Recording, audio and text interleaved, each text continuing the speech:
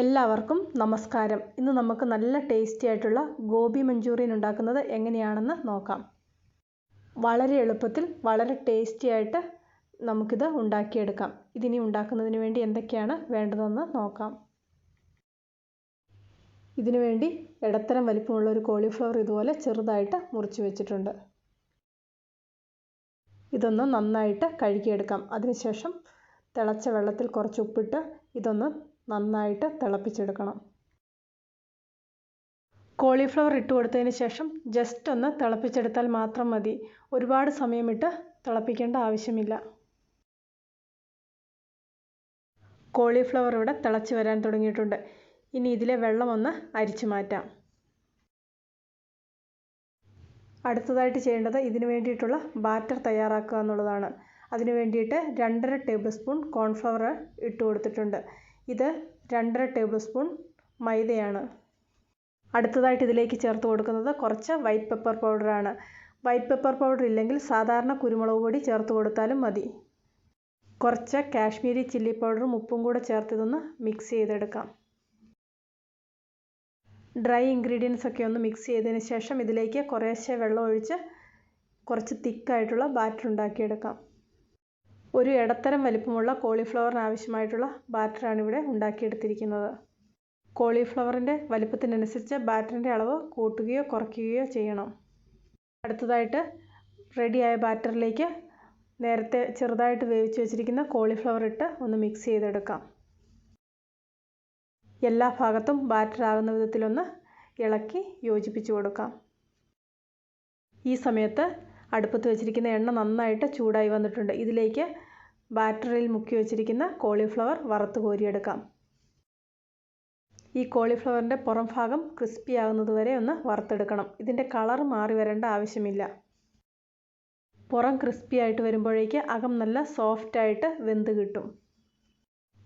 Cauliflower എല്ലാം ഇവിടെ വറുത്ത് കോരിയെടുത്തിട്ടുണ്ട്. ഇനി ഇതിലേക്ക് വേണ്ട ബാക്കി ചേരുവകൾ തയ്യാറാക്കാം. ഇതുപോലെ അകം വെന്ത് നല്ല സോഫ്റ്റായിട്ട് കിട്ടും. അടുത്തതായിട്ട് ഇതിലേക്ക് വേണ്ടത് പച്ചമുളക്, സവോള, ക്യാപ്സിക്കം, ഇഞ്ചി, വെളുത്തുള്ളി ഇത്രയും സാധനങ്ങളാണ്. ഇതെല്ലാം ഒന്ന് വഴറ്റിയെടുക്കണം. കോളിഫ്ലവർ വറുത്ത എണ്ണ തന്നെയാണ് ഇതിനു വേണ്ടിയിട്ട് ഉപയോഗിക്കുന്നത്.